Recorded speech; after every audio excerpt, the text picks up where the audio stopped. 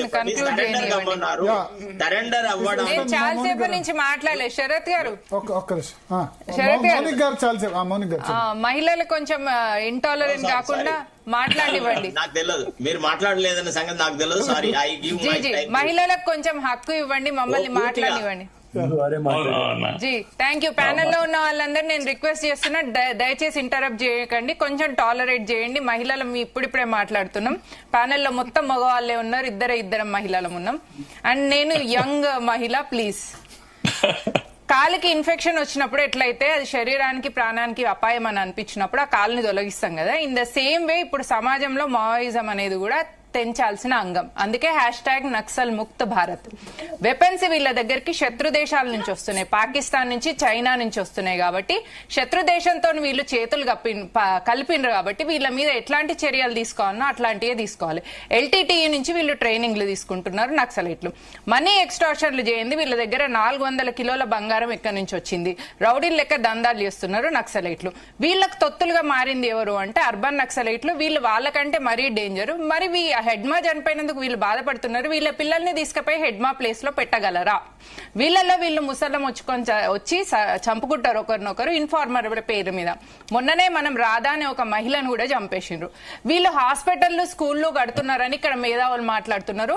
System కి parallel గా మీరు ఒక కొత్త సిస్టమ్ ని తీసుకురావడం అనేది అంబేద్కర్ గారు రాసిన రాజ్యాంగానికి వ్యతిరేకము. కాబట్టి మీకు హాస్పిటల్లు, స్కూళ్లు కట్టే అధికారం లేదు. అది రాజ్యాంగబద్ధంగా ఎన్నుకున్న ప్రభుత్వాలు మాత్రమే చేయాలి.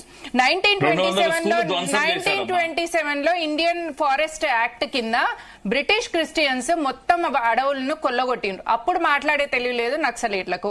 నెక్స్ట్ వక్ఫ్ బోర్డు మీద 1000 ఎకరాలు మొత్తం దొబ్బి తింటుంటే వాళ్ళ దగ్గర నుంచి భూములు తీసుకొచ్చి ప్రజలకు ఇచ్చే తెలియలేదు నక్సలైట్లకు.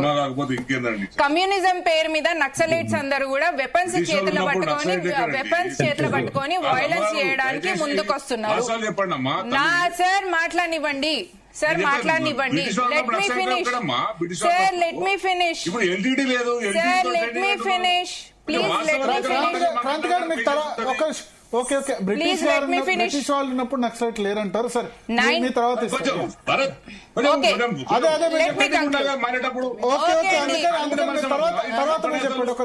లెట్ మీ కంక్లూడ్ అండి, లెట్ మీ కంక్లూడ్ అండి. 20 ఏళ్ళ మీకు ఎందుకండి, నేను ఎట్లా చూసుకుంటే చదువుకుంటే మీరు చదవరాదండి. ఎందుకు ఇంత ఇంటాలరెంట్ మీకు? నాకు అర్థం కాదు. ఎందుకు మహిళలు మాట్లాడొద్దా? మహిళలు మాట్లాడొద్దా? మహిళల్ని మాట్లాడినివరా? ఆడవాళ్ళని మాట్లాడినివరా మీరు? ఆడవాళ్ళు మాట్లాడొద్దా? మరి సైలెంట్ ఉండండి, మాట్లాడినివ్వండి. ఆగండి, మాట్లాడినివ్వండి. మహిళలు మాట్లాడొద్దా? క్రాంతి గారు, ఎందుకంత ఇంటాలరెన్స్ మీకు? క్రాంతి గారు మీరు తర్వాత కౌంటర్ ఇవ్వండి ఆ పాయింట్ చెప్పి. క్రాంతి గారు మీరు తర్వాత చెప్పండి. మహిళల్ని మాట్లాడినివ్వరా? ఆడవాళ్ళు మాట్లాడొద్దా? ఆడవాళ్ళని మాట్లాడినివ్వరా? ఆడవాళ్ళంటే ఇంత అసహనం ఎందుకు? మీరు కంటిన్యూ. కాబట్టి ఈ వీళ్లను వక్ఫ్ నుంచి వచ్చిన భూములను తీర్చే తెలివి ఉండదు నక్సలైట్లకు. ఏమన్నా అంటే వెపన్ చేతిలో పట్టుకోవడం, మేము కమ్యూనిజం నక్సలైట్లమని మాట్లాడుతుంటారు. ఇంకొక స్టేట్మెంట్ ఏముంటదంటే 20 ఏళ్ల వయసులో కమ్యూనిజం గురించి మాట్లాడకపోతే వానికి హృదయం లేనట్టట, 60 ఏళ్ల వయసులో వానికి గాని కమ్యూనిజాన్ని వదిలేయకపోతే వానికి మెదడు లేనట్టు. టెర్రరిజం కి, కమ్యూనిజం కి అంతం అనేదే లేదు. ఈ నక్సలిజం కి కూడా అంతం అనేది లేదు. ఎన్కౌంటర్, కూంబింగ్ అనేది నిరంతరంగా జరుపుతూనే ఉండాలి. ఈ అర్బన్ నక్సల్ పిల్లల మీద కూడా ఒక మీ సమయంలో మీరు మాట్లాడండి. క్రాంతి గారు, మీరు ఆమె మాట్లాడాలి ఎట్లా, ఇది మాట్లాడాలంటే ఎట్లా? మీ సమయంలో మీరు కౌంటర్ ఇవ్వండి. ఎవరు చెప్పిన కౌంటర్ ఇవ్వండి, వాళ్ళ అయిపోయింది చెప్పండి. ఓపిక పట్టాలి. నేను మాట్లాడితే బర్నాల్ మూవ్మెంట్ అవుతుంది. ఆడవాళ్ళు ఇంట్లో ఉండాలి కానీ వీళ్ళు వచ్చి కమ్యూనిజం గురించి మాట్లాడతారా అనేది వీళ్ళ అహంకారం. తర్వాత కౌంటర్ ఇవ్వండి చెప్పిన దానికి. ఒక నిమిషం, తర్వాత కౌంటర్ ఇవ్వండి, అది చెప్పనివ్వండి. ఎందుకంటే అది మాట్లాడగానే మీరు మాట్లాడితే అది వేరే విధమైన విషయం అవుతుంది. మీరు తర్వాత కౌంటర్ ఇవ్వండి. మీరు అన్న పాయింట్ కరెక్ట్. ఏంటంటే బ్రిటిష్ వాళ్ళు ఉన్నప్పుడు లేరు నక్సలైట్లు, అది తర్వాత మీరు చెప్పొచ్చు కదా. మధ్యలో అదవుతుంది. చెప్పండి. 20 ఏళ్ల వయసులో కమ్యూనిజం గురించి మాట్లాడకపోతేనట వాడికి హృదయం లేనట, 60 ఏళ్ల వయసులో కమ్యూనిజం ని ఇడిచిపెట్టకపోతే వానికి మెదడు లేనట. టెర్రరిజం కి ఉన్న కమ్యూనిజం కి, నక్సలిజం కి అంతం అనేది ఉండదు. కాబట్టి నిరంతరంగా కూంబింగ్ జరిపిస్తూనే ఉండాలి అధికారంలో ఉన్న వాళ్ళు ఎవరైనా సరే.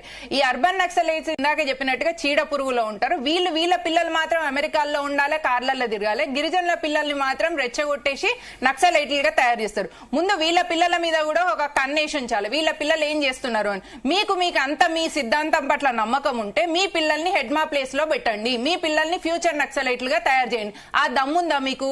లేనప్పుడు మీరు గిరిజనులు ఉన్న అమాయకుల పిల్లల్ని చదువుకోనియకుండా, విద్య అందనీయకుండా, వైద్యం అందనీయకుండా, రోడ్లు అందనీయకుండా, జాతీయ జెండాని వందనం చేయనీయకుండా వాళ్ళని నక్సలైట్లుగా తయారు చేసి ఎన్కౌంటర్లకు బలి చేస్తే వాళ్ళ తల్లిదండ్రులు ఏడ్చుకుంటూ కడుపు కోతతో ఉండాలా?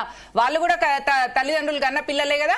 అది మీ పిల్లల్ని పంపియండి నక్సలైట్లకి మీకు దమ్ముంటే. లేదా మీ సిద్ధాంతం ఒక చేతగాని చావచచ్చిన సిద్ధాంతం అని ఒప్పుకొని ఊకోండి. I rest my case Bharat G.